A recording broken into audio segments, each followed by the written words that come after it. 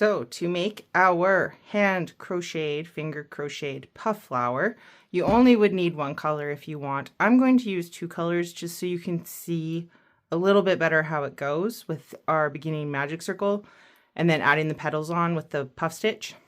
So there are two ways you can start your circle when it comes to finger crochet. You can do the magic circle that I do, or you could do the chain 3 method, which I'm going to go over first because I'm just going to undo that circle and then do it my way. So the chain 3 is you would create your slip knot.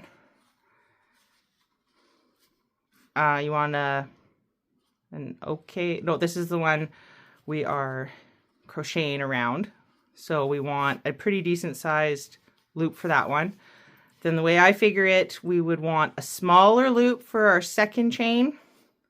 And then on the third loop, you want to make it bigger again, just a little bit bigger. Maybe not as big as this one, but one thumb's width. Now we're going to crochet around this one. So we take our working yarn and we feed it through that first chain we did. Now we have 2 loops on our thumb and we pull through our working yarn. So now we've created, this is our stitch here. There's 2 pieces of yarn, a front loop and a back loop as we call them.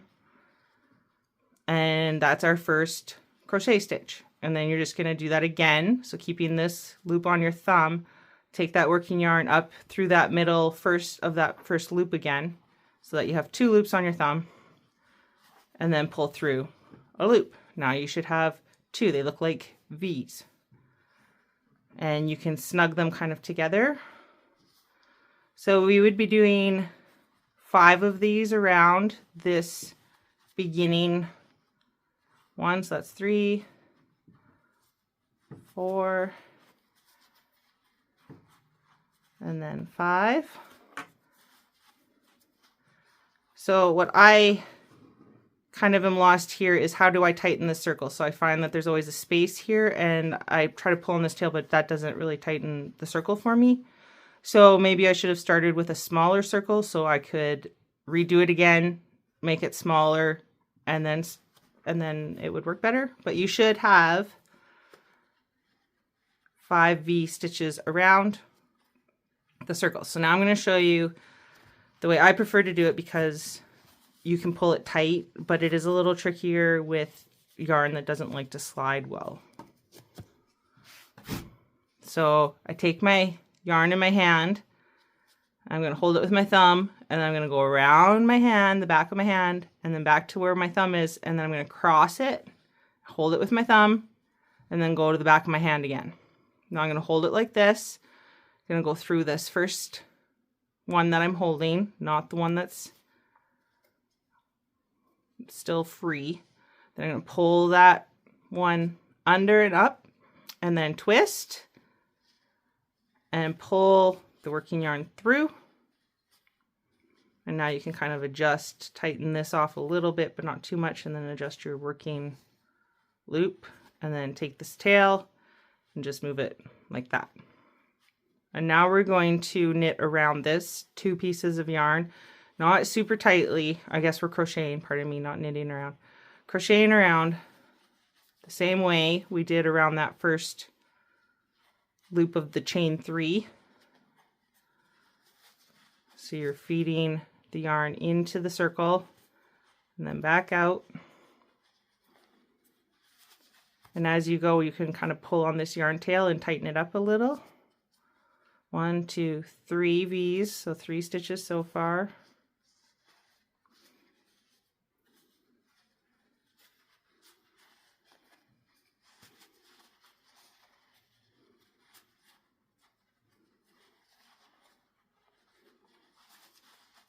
Okay, so you might also find you're like this, so your stitches are more sitting on the inside. So you want to make sure the stitches are kind of around. You want a nice kind of flat pancake, more so.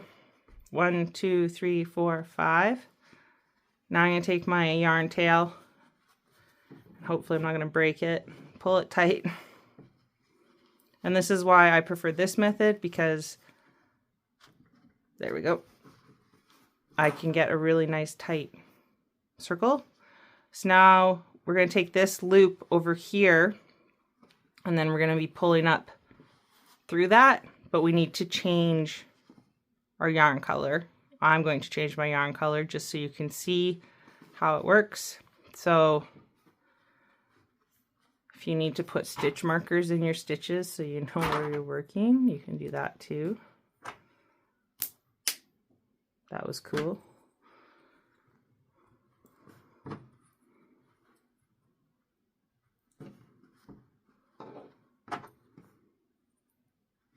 The 1, 2, 3, 4, 5. But I don't need to do that. I'm not going to do that. But I will switch my yarn color just so you can see how this works, because you have to pull up quite a few loops.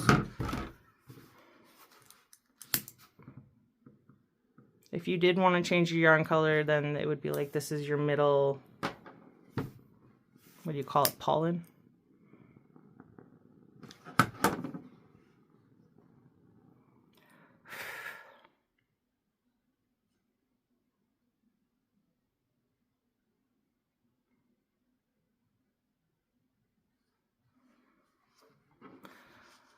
So taking this first loop over to the first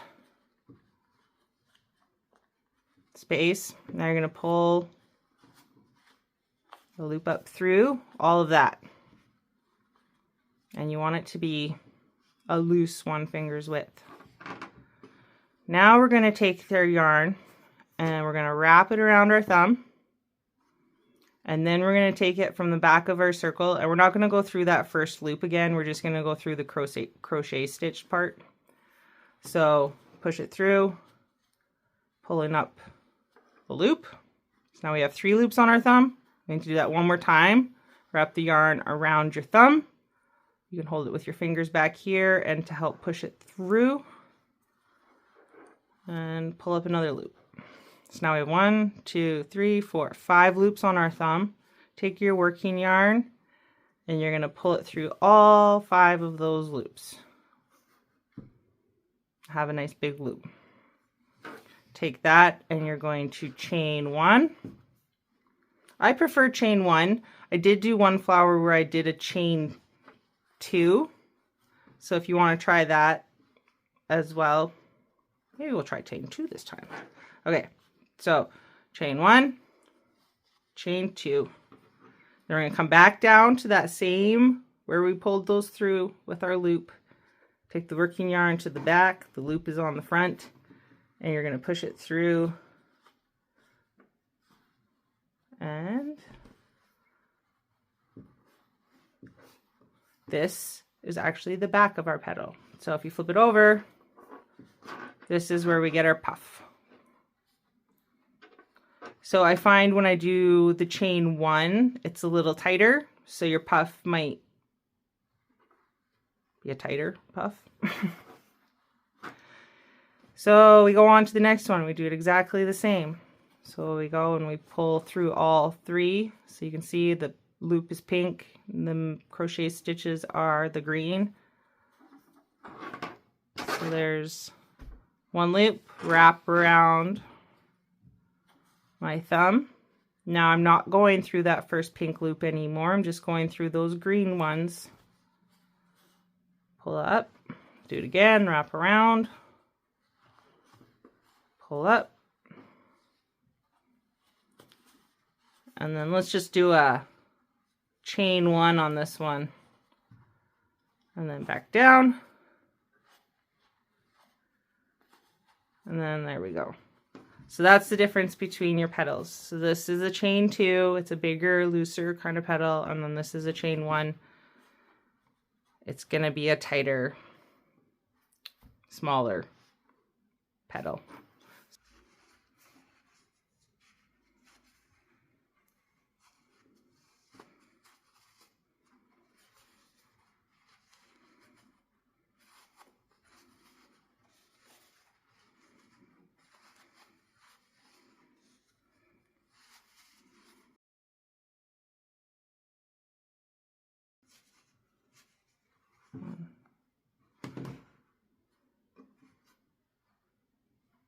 I prefer the one.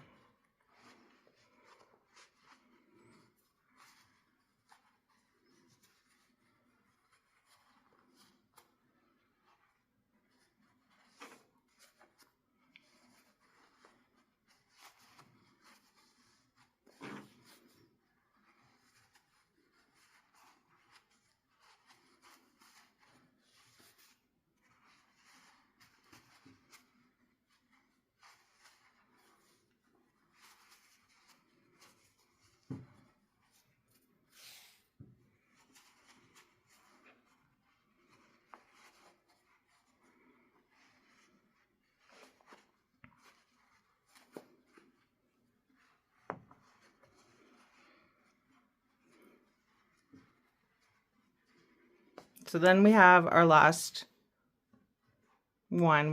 We've done 4, and there should only be 5 because we only did 5 in our magic circle. So you want to put it in this stitch, but kind of also in this stitch. So put it through this round. It's just because we joined our circle. So pull it through, and then I'm going to go through here. So it's not quite the same spot. It's just a little bit over, but it is kind of both of those stitches. I hope I have enough yarn. No, I don't. Let me add on. I don't know if I have more of that color. Of course I don't. I chose that color because I thought it would be the best on camera. I had enough of a different color, but I thought it would be too dark to see what was going on, and I lost that yarn chicken. But to get the video done, I'm just going to use a different color. My poor flower. This would also be a good flower, like if you have a whole bunch of, I just have to redo this, chunky scraps that you can burn together into a giant ball of scrap yarn. These would be cute as scrap flowers if you like that look.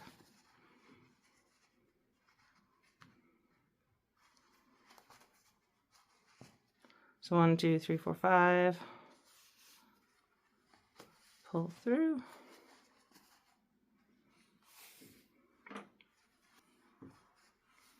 And then chain 1.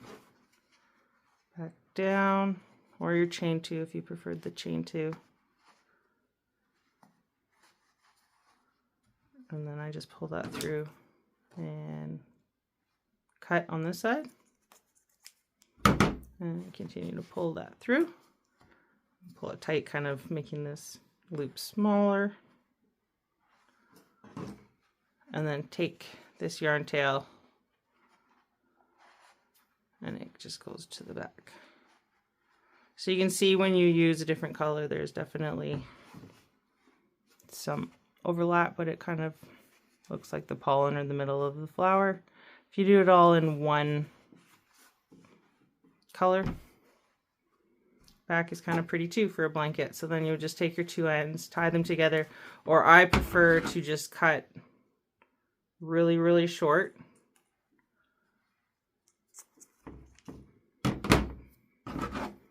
And then really make sure you burn the middle cords of them, not just the fluff, that middle cord.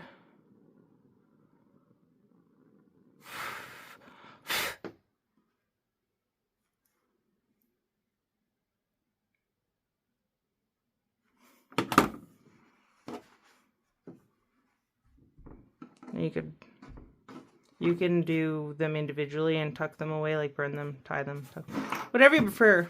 But that's the way I do those flowers. And then I just used worsted yarn and tied them together by their petals to make a big blanket. But there you go, finger crochet.